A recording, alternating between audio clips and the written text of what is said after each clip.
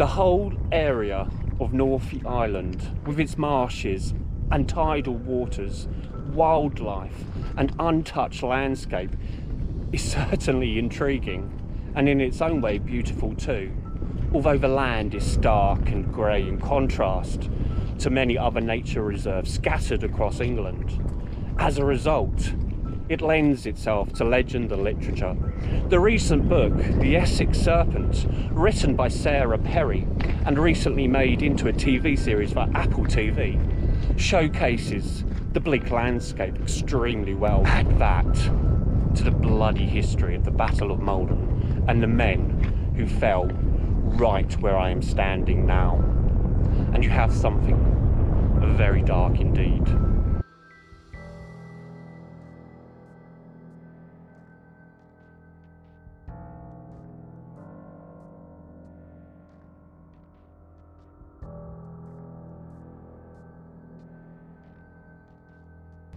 A big hello everyone, and welcome back to the channel. Join me as I explore Northey Island in Essex, a small island accessed by a narrow causeway and accessible only at low tide. The island is steeped in history and connected to the Viking and Anglo-Saxon Battle of Maldon.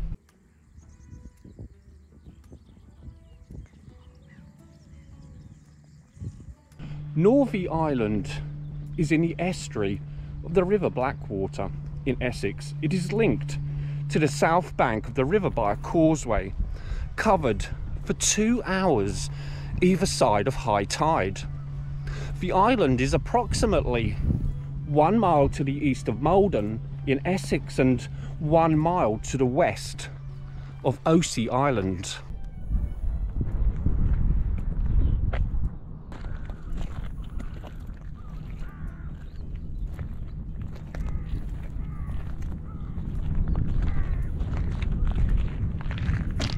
The Battle of Maldon in 991 took place on the causeway and the south bank of the Blackwater near the island.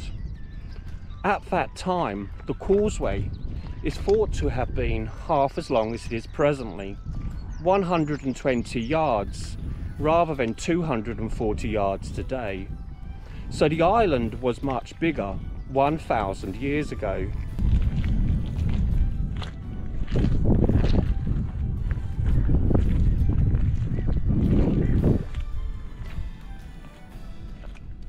It's likely that the island was used by the Vikings right at the time of the battle. The Vikings stationed on the island and the Anglo-Saxons on the mainland. We will talk more about the battle shortly. In the meantime, here is a little bit more information about Northey Island, which is just behind me now. And we're going to be walking across that causeway and we're going to be exploring that incredible island in Essex.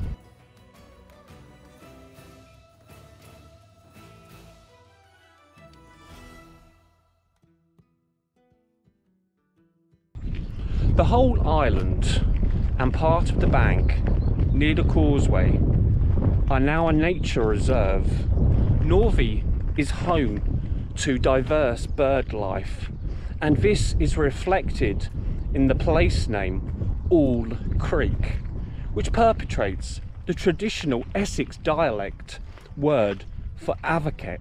At one time, Northey was home to more species than it is now, and the island was also one of the last southern strongholds of the raven, the last bird being taken from the Ladies' Grove in 1888. The island is uninhabited apart from the warden. The island is owned by the National Trust and can be visited by arrangement with the warden. So you will need to get a permit if you wanted to visit, and you can do this by applying on the National Trust website. The island is one of 43 unbridged tidal islands which can be walked to from the British mainland and one of 6 such tidal islands in Essex.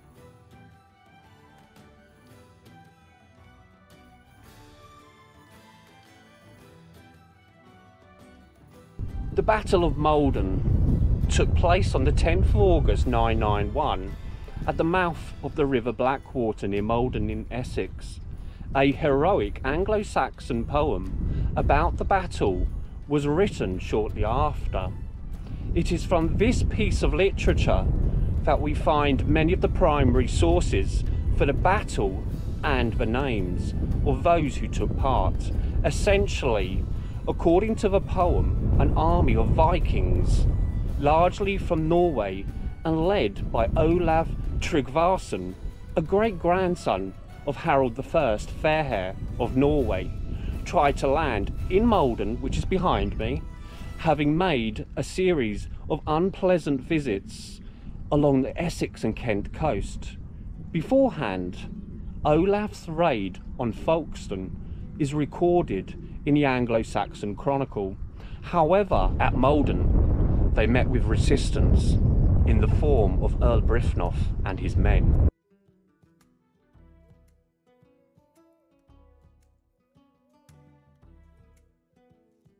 Earl Bryfnov was an in-law of Edmund I, King of England, and so was essentially a part of the royal court. At the end of this video, I will be taking a look at the genealogy of both Olav Tryggvason and Earl Bryfnov, because interestingly, Jana and I share a family tie to both of those men and the Battle of Maldon. Olaf and his Viking army was camped in Northey Island, and rather than fight, they initially asked for money to go away. The so-called Danegeld Bryfnov recognised that paying Vikings to go away was simply asking for another bunch to arrive, so refused. According to the poem, the only tribute his men were prepared to offer were their spears. There was a pause whilst the tide came in, but as it ebbed, the Vikings crossed the river and the Battle of Maldon commenced. The poem makes it plain that the Vikings could not have crossed from the island where they were camped had Bryfnov not allowed them to do so. This could be translated as hubris, or equally the realisation that the Saxon militia was sizable enough to take on the Vikings, and that a victory was required in order for inland raids to stop. Initially, things went well for the Saxons. Then Bryfnov was killed by a spear. The poem says that it was poisoned. Most of the men of Essex fled at that point, apart from Bryfnov's loyal houseguards, who stood over Bryfnov's body and fought to the death. Although Bryfnov was killed, the fight was fierce, and as a result, the Vikings lost as many men too, and so withdrew and did not sack Maldon. They did, however, cut the head of Bryfnov's dead body and took it with them. Bryfnov's Saxon militia may have been as many as 4,000 strong.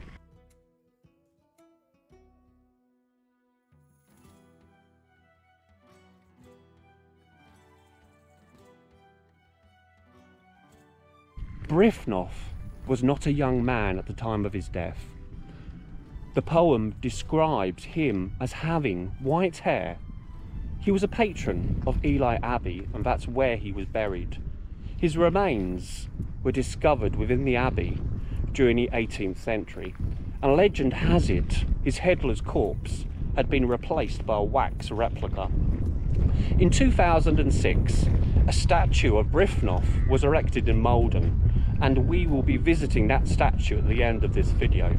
But before then, let's take a look at the family trees associated with Lord Bryfnov and Olav Tryggvason. Lord Bryfnov was born about 931 AD, possibly in Essex. He was said to stand well over 6 feet in height and was around the age of 60 years at the Battle of Maldon, with swan white hair, although it is believed that he fell early in the battle. Some say that it took 3 men to kill him, one of them almost severing Bryfnof's arm in the process. Bryfnof was married to Ethelred, sister of the Dowager Queen Ethelfled of Damerham, making Bryfnof a kinsman of King Edgar by marriage. Bryfnof may have had a daughter called Leofled, however she is not mentioned in any pre-conquest source. Bryfnof was the husband of the sister-in-law of my 30th great-grandfather, Edmund I the Elder, who lived between 921 and 26th of May 946 AD, as depicted in this family tree.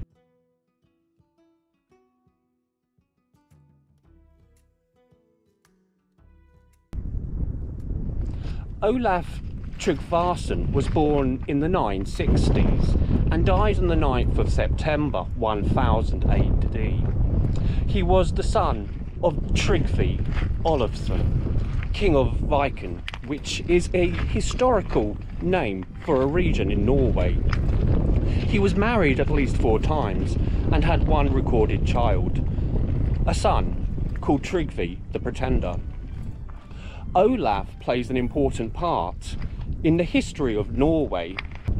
He was important regarding the conversion of Norse to Christianity, and he is said to have built the first Christian church in Norway in 995 and to have founded the city of Trondheim in 997. A statue of Olaf Tryggvason is located in the city's central plaza. Of course, one of the most famous aspects of Olaf is whom he descends from, as he was the great-grandson of Harald Fairhair, the first king of Norway. This Harald was depicted in the popular TV series The Vikings. Harald had at least 26 children, 5 wives and a few concubines. Harald Fairhair is my 32nd great-grandfather, through his son Sigurd Rise Haraldsson, who was born in 912 and died in 937, making Olaf Tryggvason my second cousin, 32 generations ago. His family tree is depicted here.